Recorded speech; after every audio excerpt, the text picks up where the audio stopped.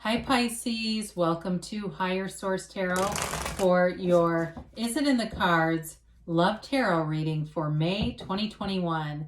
This is a love tarot reading for all Pisces, Sun, Moon, Rising, and Venus. If you're new to the channel, welcome to you. I'm glad you're here. I post new readings every Friday, then again on Monday. So if a reading doesn't resonate, you can always check back in a couple of days and watch a new reading. Check a different part of your chart, or even look around on the Monday readings because the format is different every week on Monday. So this week is a love reading, but normally I post general readings, so that include love. So if you're looking for that, there's plenty of choices here. Thanks to everybody for watching the readings, hitting that like button, and of course subscribing. It means the world to me. I appreciate it very much, and thank you. And if you haven't subscribed, I'd like to invite you to join us and subscribe. Then you'll know when anything new is posted. So let's get the advice here for Pisces, Sun, Moon, Rising, and Venus. What does Pisces need to know about love, please? What messages do you have for Pisces about love? Okay. All right, so we'll begin here and we'll draw 3 cards that represent your energy, 3 cards for the person you're attracting, 3 cards for the advice. You have the Hermit, the Devil, and the World. Whoa, that's interesting. They're represented by the Sun, the King of Cups, and the Two of Pentacles. Your advice is the Ace of Swords, the Lovers, and the Queen of Wands. Well, they're telling you go for it. Whatever this is, it's beautiful. I mean, look at all the major arcana here. That's a big deal. I feel like you're in a new phase. You're going to be entering in a new phase. It's warm, it's beautiful, it's bountiful, it's glowing. So you have here Virgo, Capricorn, Leo, Gemini. You've got air, water, earth, and fire. Okay, so what the hell, though, with this? I mean, I wish the Hierophant was here because the devil kind of mocks the Hierophant, the way the Hierophant holds up his hand and says, be still and know. The devil, when he holds up his hand like that, he's basically trying to control things through the 5 senses. That's what that symbolizes. But it's it's a nod to controlling things from the ego. Okay, so the Hermit represents deep spirituality. So I love to see the devil pinned between the Hermit and the World. And to me, it's kind of comical. It's basically telling you that you are letting go of limiting beliefs. If you've had relationships where you were really torn down by somebody, you're done with that. This is an uplifting new relationship. It's beautiful. So the Hermit tells you you're on the right course. You're on the right track. He is that shaman that holds the lantern through the night to guide you. And it's a card of disconnecting from society on some level. So you may have gone on a social media diet. You may find that you just check it less because you didn't like the way you felt when you were looking at it too frequently. You may have had a time where you were checking up on the ex and you've stopped doing that because you realized it wasn't going anywhere with that obsessive energy of the devil. But the Hermit walks free. The Hermit walks in wisdom and knowledge and peace. It's an energy of tranquility and feeling assured. Now, of course, we talked about the devil. This can be also not living up to your potential. So it could have been a relationship where you felt very stifled, where you knew it wasn't the right relationship for you, but you were having a hard time ending it. It can also be an obsessive energy. So I mentioned before, if you were doing obsessive things like checking on someone a lot or something like that, that energy is moving past. It's time to be done with that because it's not going to manifest a new relationship that brings in security. The devil energy is very insecure, obsessive kind of energy, whereas the World is complete freedom. It's feeling on top of the world. It is a new phase that is nirvana. It's everything you've ever wanted coming into this 3D reality. There is nothing out of your reach with the World. It's the last major arcana in its complete self-mastery. It's the whole process of the hero's journey culminating into this place where you know you are creating this and you know exactly what to do.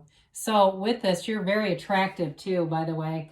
So the person you're attracting, I love this because I feel like either they're a water sign or your King of Cups here is representing you and their love for you. This is a relationship I feel like that is revolutionary. The Sun is a card of pure positivity. It's a hell yes card. It's feeling like there's nothing else here that really matters in some level. It's like being in love and, being in that place where you can have problems, but they just don't seem as big because you're in such a high vibrational frequency. The waves in the sun's rays represent high vibration. And I feel like this is a person who likes to go out. They like to have fun. They're carefree, but they also know how to work and how to have balance in their life. So the King of Cups here is somebody who's very mature in a relationship. It's somebody who is integrous. They make a commitment. They can keep a commitment. They love deeply, but they do it from a place of compassion and strength. And they may have kind of a protective energy over the relationship too, where they would never do anything that would bring in fear or mistrust. They're very careful. It's like they really do have that empathy where they think about, like, how would I feel if somebody did that to me? They wouldn't do things impulsively with this energy. And so with the Two of Pentacles, it may be somebody who's very busy. They may have a lot of friends. They may have a lot of obligations with their family or even their work, but they can manage it. The Two of Pentacles is a lighter energy. So it's not somebody who's bogged down or they're so stressed out they have nothing to offer. They're able to manage things, but I do feel like, again, they have a busy life. They may have some hobbies or something too that come into play here. But with the Sun, it's unconditional love. I mean, there's nothing that doesn't feel the warmth of the sun. It's a card of, being standing in the sunlight of the spirit. It's being guided by source energy. So the advice here is like, go for it. It's make a commitment here. The Lovers, of course, is a soulmate, but it's a relationship that changes your life. It changes how you look at the world. It is long-term, and it's very important. It's a very important relationship on your journey. This is not, a month-long fling. This is something that is going to have staying power, and it's going to have a huge impact on a lot of areas of your life.